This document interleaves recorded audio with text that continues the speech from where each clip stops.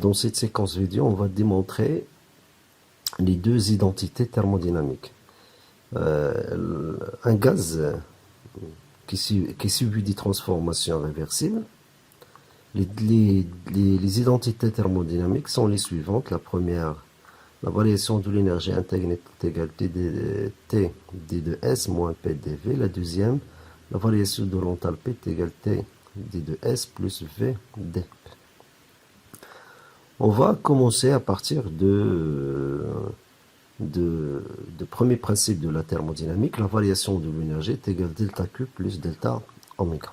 Avec delta oméga, c'est moins P dV. Et d de S,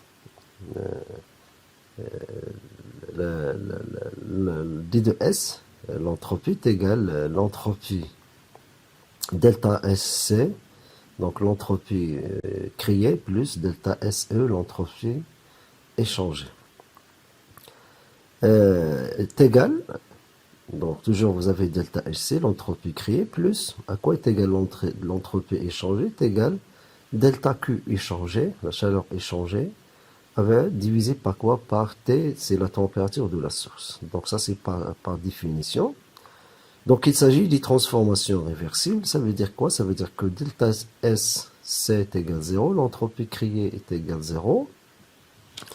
Et Ts, à chaque instant, Ts est égal la température de système. Donc Ts est égal T. Donc finalement, donc je peux écrire d de S est égal delta Q divisé par T. Donc on va essayer de remplacer ça dans delta Q, donc qui est égal T d de S, et delta oméga qui est également P dV dans le premier principe de la thermodynamique, et j'obtiens delta U est égal la variation de l'énergie est égale T d de S moins P dV.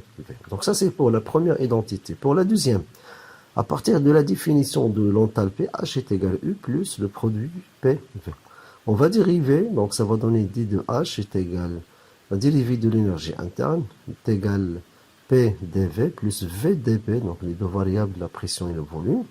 On va remplacer d de U par quoi? Par T ds moins P dV. Donc finalement, vous avez d de H est égal T ds moins P dV plus P dV plus V dV. On va simplifier par le deuxième et le troisième terme.